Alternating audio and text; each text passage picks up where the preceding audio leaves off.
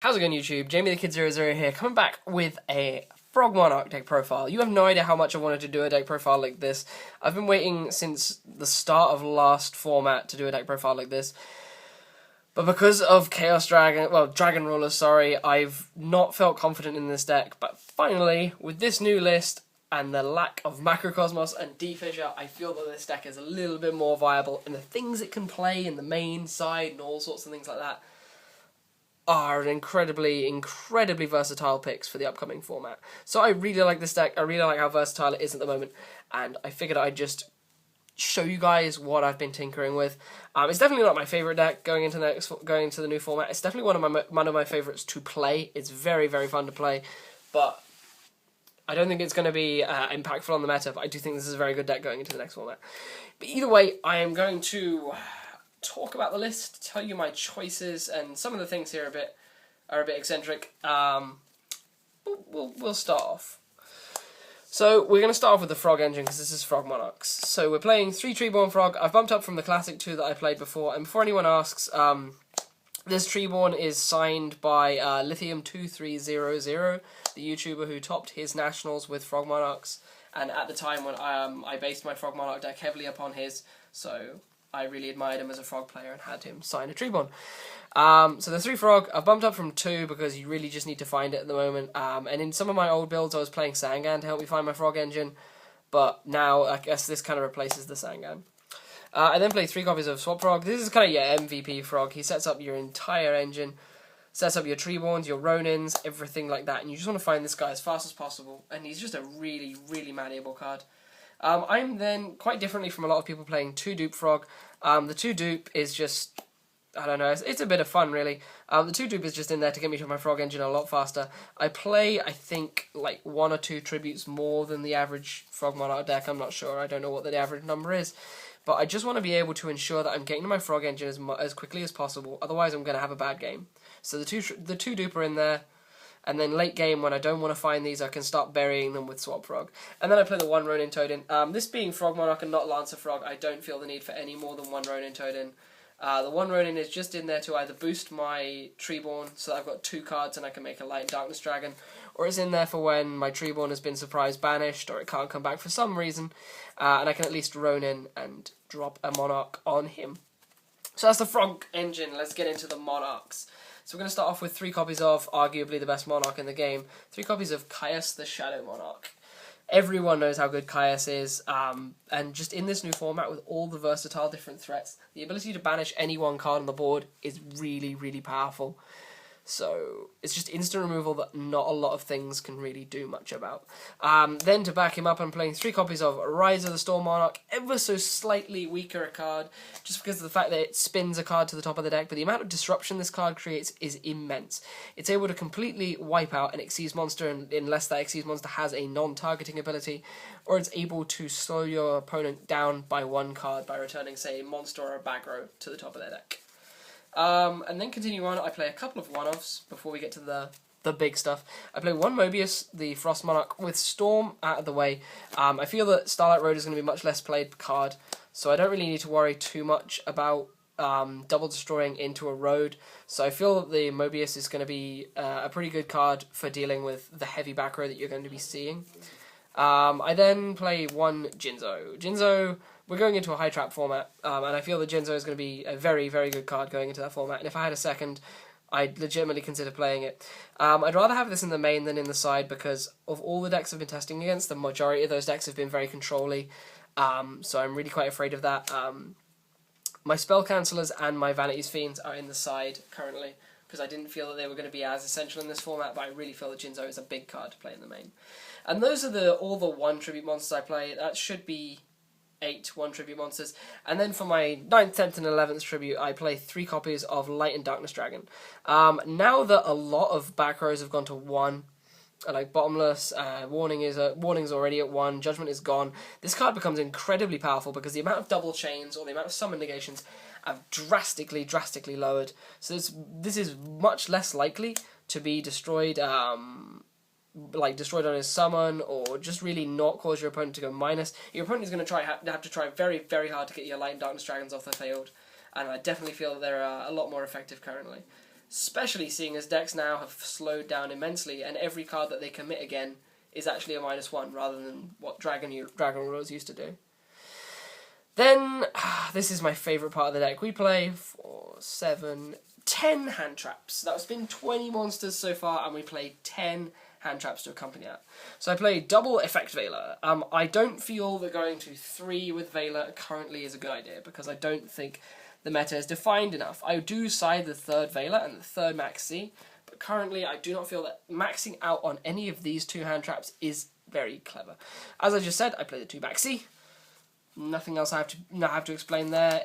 If I have to, I will use it. If I don't have to, I will side it out. Then we have 6 OTK stoppers. We're playing 3 copies of the Battle Fader, because a lot of decks I've seen nowadays, especially in this new format, are basically breakthrough OTK decks. They try and break through your back row that you're going to be setting up, and then OTK as fast as they can, because they don't want you to go into the long game and back row them into the ground. So, why not play the Faders? Then, for a little bit of a tougher deterrent, we're playing 2 Tragodia. Tragodia is a card that I've always loved, but because of Dragon Rulers and Big Eye, this card was too dangerous to really play in any decks, because of the fact that they could Big Eye it, make it a 7, and then ditch a 7 from their hand. You just did horrible things. And then the final monster I play is 1 Gauze, the Emissary of Darkness. So that was 30 monsters. We've now got 10 spells to talk about. And I'm going to try and pick these up, but I think this is going to kind of fail to stack quite badly. Oh no, it was actually well behaved. So that was the monsters. For the spells, we play 1 Dark Hole, the lone staple. I've realised I've forgotten something. I've forgotten to put Book of Moon in here. The one deck that I should have been playing Book in, I forgot to put it in. There should be a Book of Moon in this, because Book of Moon is immense with versus Veiler with your Monarchs. So there should be a book in here. I did a bad. Either way, let's carry on. With that screw up. A card I'm testing at the moment is 1 for 1. This is, again, in the vein of trying to find my frogs as fast as possible. But this also lets you make cool Formula Synchron plays by getting your Effect Veiler out of the deck and combining it with a Treeborn and just making synchro plays. So that's in there for that. I then play 3 MST for dealing with that back row if I don't have the Mobius or the Jinzo, so that's a thing.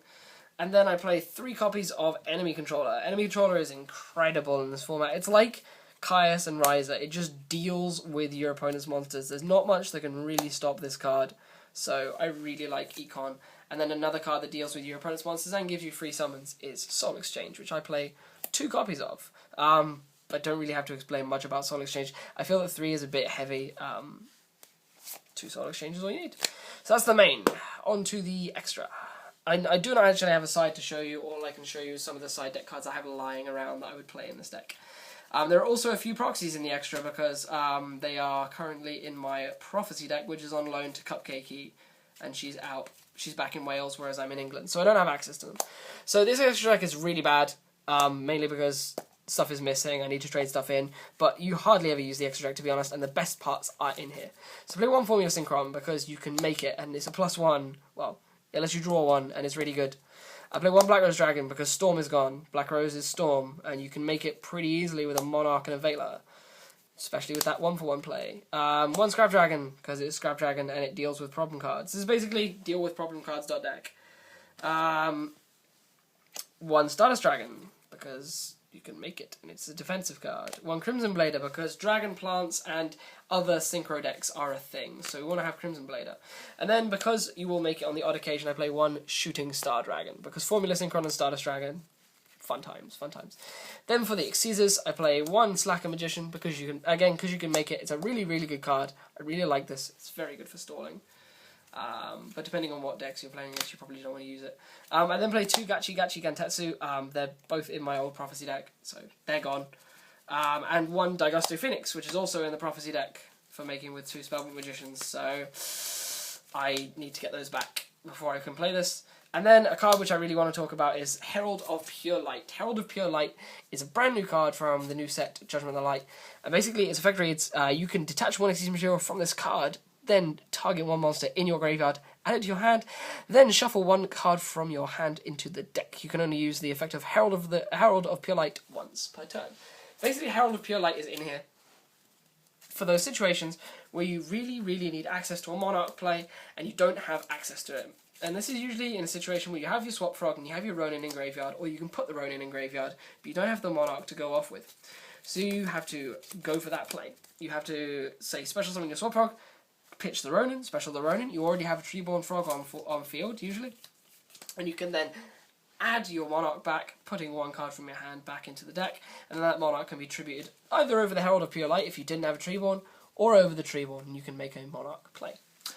Then we play a number of 6s. We play 1 Photon Strike Bouncer for effect negation, 1 Insecta Exhibital for more removal, and 1, which is a card that's my personal favourite in this deck, 1 Constellar Ptolemy M7. I'm kind of sad this went to 1, because 2 was nice, but you rarely make that second, but the second was there as an option.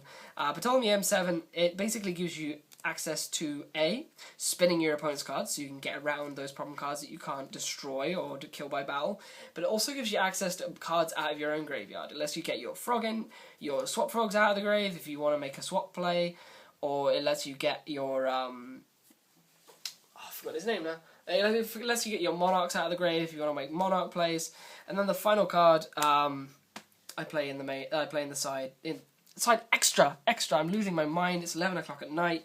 The last card I play is Gaia Dragon, the Thunder Charger, because you want to have it to play over this usually. So that's why it's in there. And it's also that piercing damage puts in a lot of work, a lot of work.